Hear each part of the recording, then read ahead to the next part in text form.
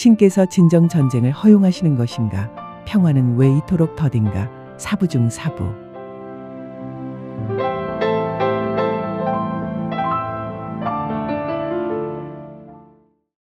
Humans themselves must also understand and accept it and return to heaven quality. 인간들 스스로도 이 사실을 이해하고 받아들여야 해요. 그리고 연민과 자비심, 이타심과 같은 천국의 품성으로 되돌아와야 해요. 그리고 무엇보다도 자신의 자녀들을 죽여선 안 되고 타인들이 그들의 자녀나 무고한 동물 주민을 죽이거나 동물 주민을 죽여서 먹는 걸 도와선 안 돼요. 난 그저 언젠가는 여러분 모두가 내면으로 선명하게 보고 나중에 자신에게 고통을 가져올 업의 작동 방식을 이해하길 진심으로 기도해요. 어떤 이는 바로 고통받죠. 개주민이나 동물 주민을 죽인 사람들이 거의 즉시 끔찍한 고통을 겪었다는 실화들이 많이 있어요. 또 어떤 이는 더 나중에 고통을 겪기도 하죠. 전생이나 여러 생에 걸쳐 쌓은 큰 공덕으로 어느 정도 혹은 일정 시기 동안 보호받으니까요. 하지만 그 후에는 결국 그들도 대가를 치러야 하죠. 나쁜 업에서 자신을 영구히 보호해 줄 만큼 무한한 공덕을 가진 사람은 없으니까요. 닭을 무자비하게 죽인 과일 가게 주인의 끔찍한 과보에서 발제. 우리의 첫 번째 이야기는 2019년에 일어난 일로 한 불교 신자가 목격한 또언과 호아 부부의 가슴 아픈 업보 이야기입니다. 나는 닭들의 절박한 울음소리를 들었어요.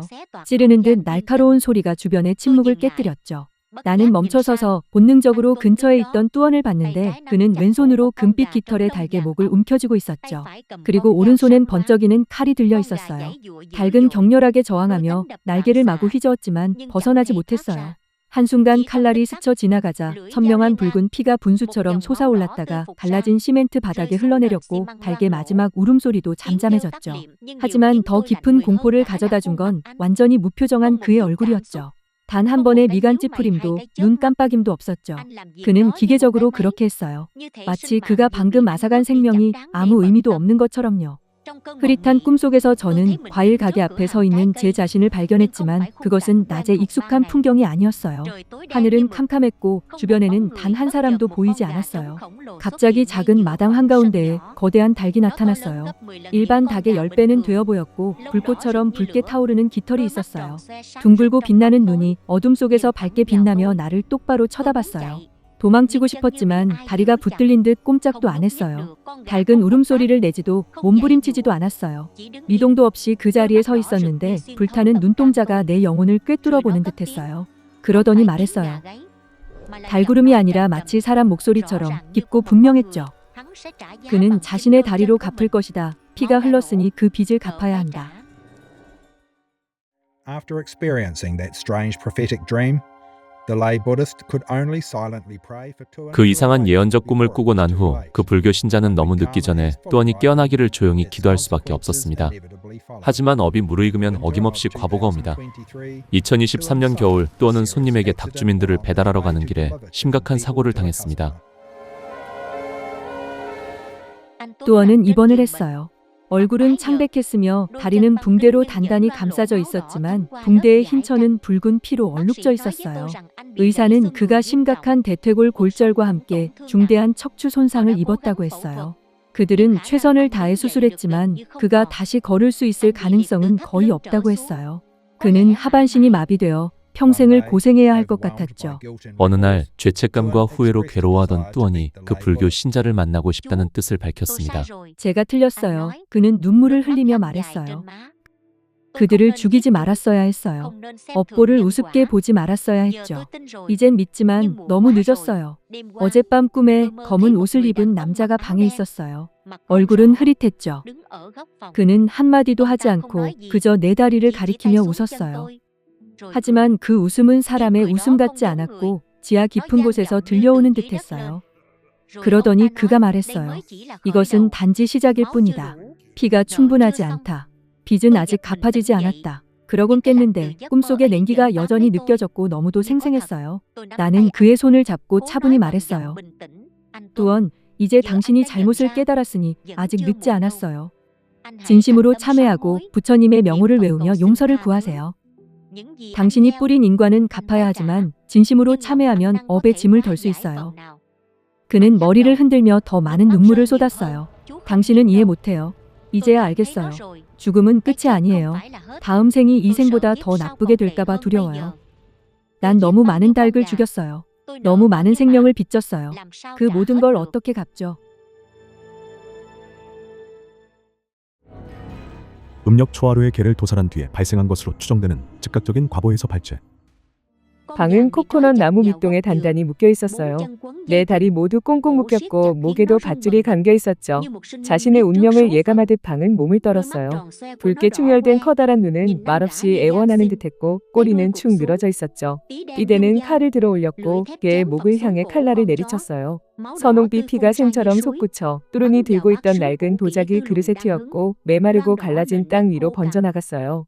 방은 눈을 부릅뜨고 증오의 찬 눈빛으로 몸부림쳤어요. 자기 운명을 5 청년의 마음에 새기려는 듯했죠. 이대는 전쟁터에 나가는 왕처럼 거만하게 목청 높였죠. 형제들이여 마시자. 새해 첫날 개고기를 먹으면 1년 내내 복이 따른다. 나는 정령도 신들도 두렵지 않다. 그날 밤 마을 전체는 들판에서 강둑까지 울려 퍼지는 길고 애절한 개들의 울부짖음에 깜짝 놀랐어요. 한 마리가 아닌 수십 마리의 개들이 가까이서도 멀리서도 울부짖으며 마치 어둠 속에서 영혼을 불러내는 듯했죠. 아이들은 비명을 지르고 노인들은 떨면서 불경을 중얼거렸어요. 가장 수다스러웠던 뚜루는 개들의 울부짖음이 마을에 울려 퍼진 그날 밤 이후 두려움에 떨며 지냈어요. 목에서는 피가 흘러내리고 눈이 붉게 이글거리는 방이 문 앞에 서서 자신을 똑바로 쳐다보는 꿈을 꾸었죠. 둘째 날 밤 뚜루는 잠을 이룰 수 없었어요. 그는 문틈으로 밖을 보다가 이글거리는 숫덩이처럼 빛나는 눈을 가진 커다란 검은 개를 보고 공포에 질려버렸죠. 그는 비명을 지르며 마당으로 뛰쳐나가 이웃집으로 가려고 했어요. 그러나 골목을 막 벗어나자 어디선가 느닷없이 3륜차가 나타나서 맹렬한 돌풍처럼 달려와 그를 들이받았어요. 뚜룬의 죽음에 충격받은 바몹은 마치 귀신에 홀린 듯 잠도 못 자고 식욕도 잃어갔어요. 셋째 날 밤 그는 집에 있지 않고 마을 끝자락에 있는 친척 집으로 달려갔어요. 자정 무렵 창문 바로 밖에서 개들의 울부짖음이 소름 끼치도록 끔찍하게 그의 이름을 부르는 듯 울려 퍼졌어요. 그는 떨면서 이불을 움켜쥔 채 흐느끼며 중얼거렸죠. 제발 다시는 그러지 않을게요. 갑자기 지붕에서 나뭇가지 부러지는 듯한 날카로운 소리가 났죠. 그는 마당으로 뛰쳐나가 어머니 집으로 돌아가려 했지만 길에 다다르자마자 어디선가 갑자기 나타난 폭주하는 트럭에 치여 쓰러졌어요. 하이로는 바몹의 죽음으로 공포에 질려 극심한 공황 상태에 빠졌어요. 넷째 날 밤 집 뒤 바나나 밭에서 개 짖는 소리가 들려왔는데 마치 영혼을 불러내는 듯 애처롭고 섬뜩했어요. 그는 어둠 속에서 칼을 휘둘렀지만 칼이 날카로운 소리를 내며 부러졌어요. 그 날카로운 소리는 저승의 경고 같았어요. 그는 강으로 달려가 배에 숨으려 했어요. 물이 떠도는 영혼들을 막아줄 거라 여기면서요. 그러나 대나무 다리를 밟자마자 다리가 부러져 강물에 빠졌고 배의 프로펠러가 목을 강타했어요. 일행 중 가장 강인한 남세호는 두려워하지 않는 척했지만 이미 마음속 깊이 공포에 사로잡혀 있었어요. 여섯째 날 밤 이슬비가 오고 있었는데 남세호는 멀리 도망가면 저주에서 벗어날 거라 여겨 마을을 떠나기로 결심했죠. 차가운 빗속에서 그는 덤불 사이에서 울부짖는 소리를 듣고 비웃으며 말했어요. 떠돌이 개구나. 잡아서 고기로 만들어주마. 그는 울부짖는 소리를 따라 더 깊숙이 들어갔고 비는 점점 더 거세졌어요. 가지가 빽빽하게 얽혀있는 커다란 코코넛 나무가 그 앞에 서 있었죠. 나무 아래에는 흠뻑 젖은 방이 가만히 앉아 있었는데 눈은 붉게 번뜩였고 혀에는 피가 묻어 있었죠. 남세호는 얼어붙었고 심장이 미친 듯이 뛰었죠. 마지막 저주처럼 방의 날카로운 비명이 숲에 울려 퍼졌어요. 남세호는 마을로 돌아가려고 길 쪽으로 달려갔지만 갑자기 나타난 오토바이에 치여 쓰러졌어요. 마지막 생존자인 띠대는 극심한 공포에 휩싸였죠. 그는 무릎을 꿇고 목이 맨 목소리로 희망을 잃은 사람처럼 애원했죠. 제발 구해주세요. 잘못했어요. 다신 안 그럴게요. 일곱째 날 밤 그는 오토바이를 타고 강가의 작은 사당으로 갔어요. 제단 앞에 무릎을 꿇고 향을 피우며 떨리는 목소리로 기도했어요. 잘못했어. 뉘우치고 있어. 방, 제발 용서해줘. 돌아오는 길에 3륜차가 갑자기 그를 향해 달려와 그의 오토바이를 들이받았어요. 띠대는 땅에 내동댕이 쳐져 피를 많이 흘렸지만 목숨은 건졌죠. 어울락 베트남의 민보님의 마음의 편지에서 발제. 스승님을 따라 영적 수행을 하기 전에 저는 바다에서 일하는 어부였습니다. 저는 물에 사는 무수한 존재들을 죽였습니다. 겨우 25살이 간 넘은 젊은이였지만 오랫동안 만성 축농증, 심혈관 질환, 관절통, 디스크 탈출증, 폐쇄공포증 등 육식 식생활과 관련된 질병을 너무도 많이 앓고 있었습니다. 당시엔 너무 고통스러웠죠. 많은 의사들을 찾아갔지만 아무 소용이 없었습니다. 하루는 스승님을 따라 영적 수행을 하는 형님이 낚시를 그만두고 비건식을 실천하며 영적 수행을 하라고 충고했습니다. 형님의 말을 듣고 저는 비건이 되었고 스승님의 책을 읽었습니다. 얼마의 시간이 흐른 뒤인 2014년 11월 1일 저는 스승님께 입문했고 지금까지 관음법문을 계속 수행해 왔습니다. 제 건강은 점차 호전됐고 이젠 정상이 되었죠. 그리고 사랑과 지혜도 날로 커지고 있습니다. 스승님께 제 내면의 체험 중 하나를 말씀드리고 싶습니다. 한 번은 명상 중에 갑자기 배에 붉은 반점들이 나타난 걸 알았습니다. 그것들이 점차 커지더니 거기서 갑오징어 주민, 문어 주민, 작은 물살이 주민 등 많은 생물이 기어나왔습니다. 저는 그걸 보고 놀랐습니다. 정말 고통스러웠죠. 그들 중 많은 존재들이 나오기를 원치 않았기에 저는 손으로 그들을 하나씩 빼내야 했습니다. 그때 말할 수 없는 고통을 느꼈습니다. 그들이 모두 나오자 큰 안도감이 느껴졌습니다. 저는 묵묵히 이해했습니다. 제가 스승님을 따라 관음법문을 수행했을 때 스승님은 저희 수많은 전생의 업을 떠맡아 주셨고 제가 평생에 걸쳐 갚아 나가야 할 정업을 해결해 주셨습니다. 한 차례의 명상으로 갚을 수 있게 업을 줄여주셨죠. 제 몸이 더욱 건강해지고 제가 수행을 계속해서 고양될 수 있도록요. 그리고 명상하는 동안 제 몸에 스며든 스승님의 축복의 힘 덕분에 제가 죽인 존재들은 저를 용서하고 제 몸에서 나왔습니다. 이 세상의 무지에서 저를 구해주셔서 정말 감사드립니다. 대만 포모사의 주혜우님의 마음의 편지에서 발제. 제 친척 중 한 명이 두 번째 코로나19 백신 접종 이후 병에 걸렸는데 요도 염증에 의한 심각한 방광염이었습니다. 몇몇 의사들의 진찰을 받았지만 그들 모두 무슨 종류의 박테리아인지 알 수 없었기에 적절한 처방을 할 수 없었습니다. 그녀는 통증이 심해 출근조차 할 수 없었죠.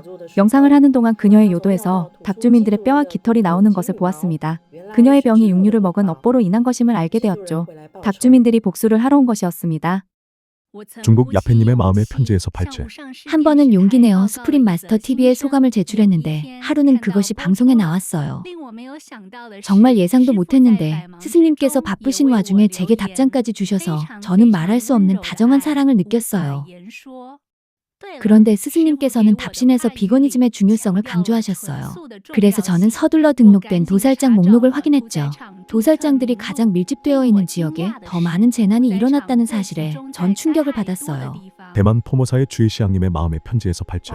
아버지는 전에 동물 중인 고기를 아주 좋아하셨습니다. 39세의 아버지는 어느 비구니 스님한테 40세에는 비건이 되라는 조언을 받았죠. 하지만 아버지는 그 조언을 마땅치 않게 여기셨습니다. 40세 이후로 가업이 점차 기울었지만 아버지는 여전히 끼니마다 동물 주민 고기를 많이 드셨습니다. 68세 아버지는 인생에 축복받은 보상을 모두 소진한 후 병에 걸리기 시작했고 놀랍게도 자기 삶이 변했다는 사실을 깨닫게 되셨습니다. 우리는 모두 아버지께 비건이 되라고 말씀드렸죠. 마음 내키진 않았어도 아버지는 살기 위해 비건이 되려고 하셨습니다. 비건 식단으로 바꾼 후 치유 과정이 훨씬 더 순조로워졌습니다. Alright, that should be the answer for you that you asked me. 그래요. 이것이 내게 물은 질문. 왜 신께서 전쟁을 일어나게 허용하시고 세상의 위대한 지도자들이 협상으로 전쟁 문제를 해결하고 다시 평화롭고 살만한 세상을 만들어 세상 사람들이 다시 평화롭고 인간다운 삶을 누릴 수 있게 하려고 그토록 노력하는데도 왜 평화가 이토록 오래 걸리는지에 대한 답입니다. 너무 많은 말을 하고 싶지는 않아요. 여러분이 내가 여러분을 내 제자로 만들려고 한다고 생각할 수도 있으니까요. 아니요, 아니에요. 이미 여러 번 말했죠. 난 다른 많은 신앙들, 다른 많은 종교단체들, 다른 많은 신앙 체계들을 여러분에게 소개했어요. 내가 알고 있는 것들을 여러분에게 소개했죠. 하지만 아직도 여러분 중 대다수가 이해하지 못하는 것 같아서 계속 반복해서 말하는 거예요. 내키진 않지만요. 나는 그저 모든 이들처럼 평온하고 평범한 삶을 살며 신께서 집으로 부르실 때까지 평소처럼 그저 영적인 수행을 하며 살길 원해요. 하지만 사람들이 무지 속에서 고통받는 걸 보면서 침묵하고 있을 수만은 없죠.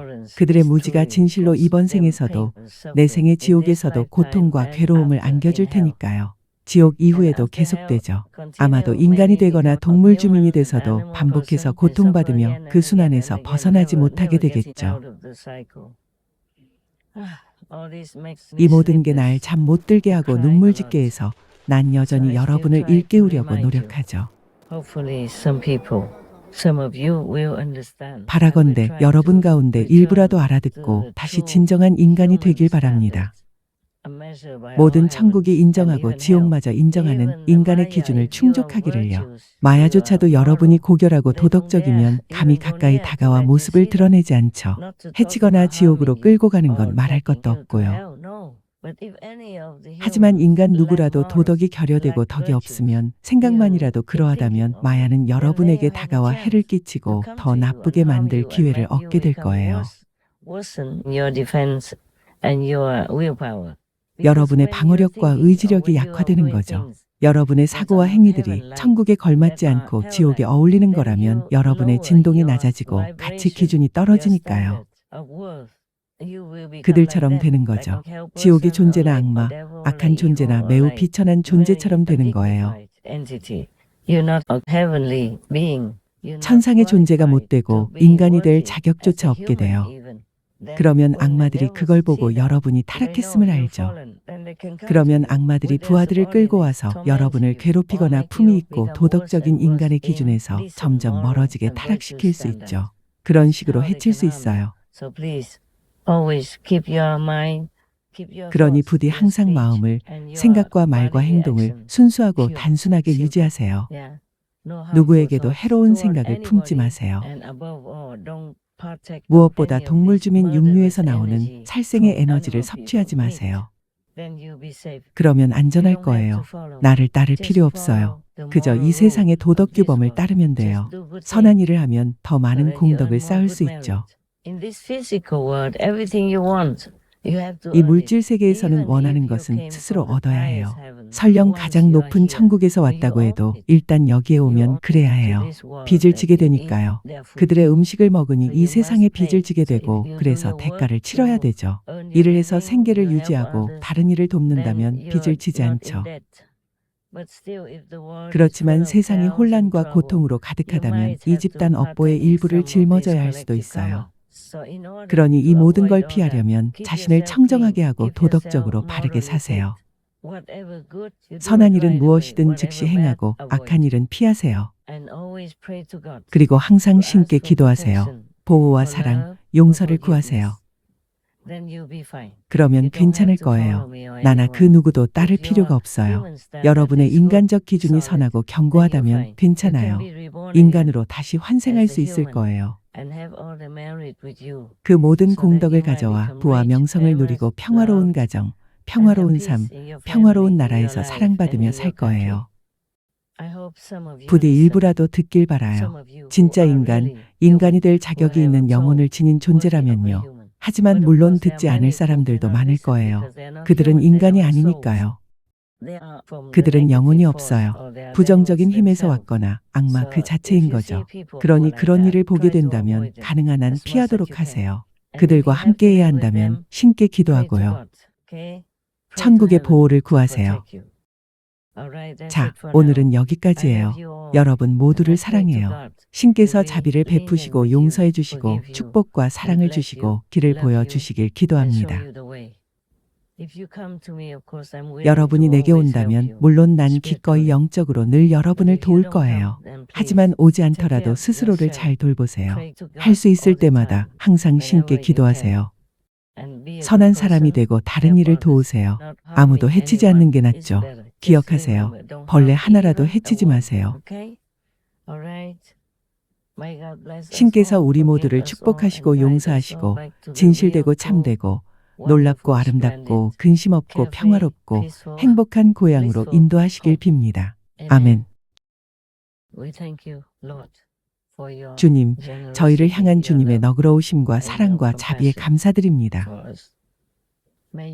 주님, 당신께서도 자녀들인 인간들 때문에 겪는 고통에서 자유로워지시길 바랍니다. 인간이 잘못을 저질러 지옥에 가면 주님은 고통받으시죠. 저는 그 고통을 덜어드리려고 최선을 다하고 있습니다. 주님께서도 그걸 아시지요. 그리고 지금은 훨씬 덜하죠. 저는 계속할 겁니다. 제가 인간이나 동물 주민만 돕는 게 아님을 아실 겁니다. 주님의 고통을 최소화하고 줄이고 완전히 없애려고 노력하고 있습니다. 주님께서 원하시는 모든 일을 제가 할 수 있게 도와주세요.